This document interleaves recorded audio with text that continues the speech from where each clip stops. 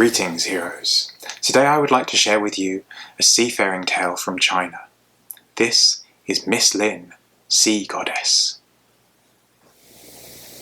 Hundreds of years ago, on the eastern shore, there lived a fisher family named Lin.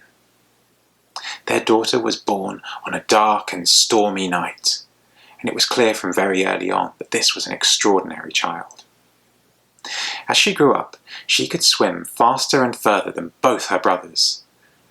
And sometimes she would swim so far out, they thought she had drowned, and they would come crying home to their mother, but she would always walk back in the door a few hours later, with a smile on her face. And she seemed to know the names of all the creatures under the sea. She could learn and tie a fisherman's knot in no time.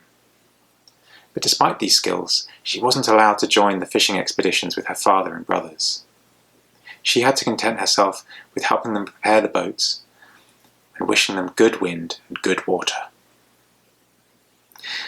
One day, she was helping them prepare for a journey, but something didn't seem right. They asked her what the matter was, but she couldn't quite explain. So they smiled and wished her farewell. They each got in their boats and set out. A few hours later, after their midday meal, Miss Lin was sat with her mother, and she began to feel a little bit sleepy. So she walked to her room, and she sat down and she tried to stay awake. It was such a strange feeling.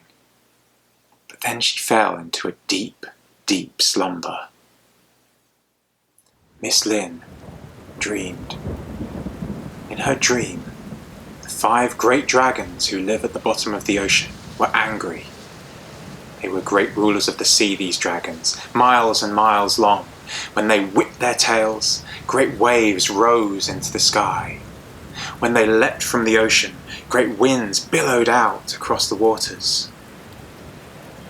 And now she was standing at the shore, and she was looking out, and she could see her father's boat and her brother's boats being thrashed around by the ocean and the storm.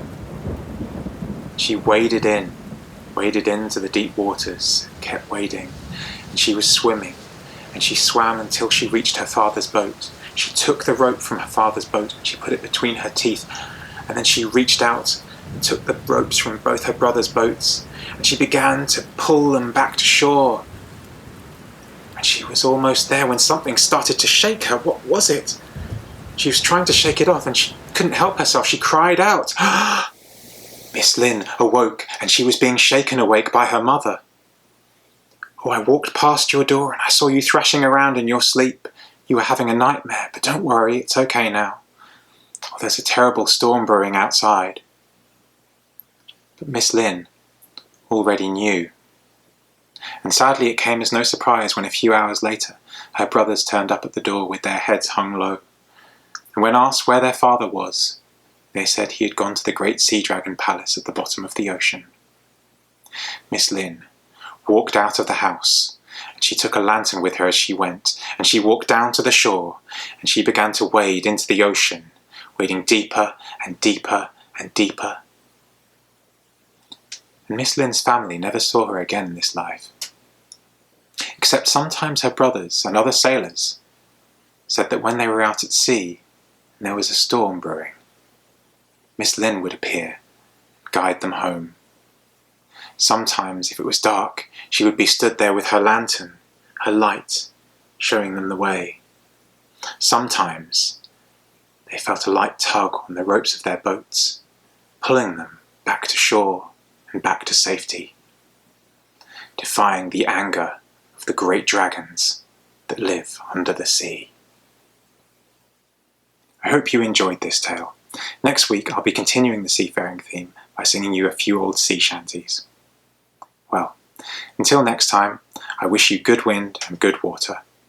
And remember, though not everything a fairy tells you is true, you would always be wise to listen.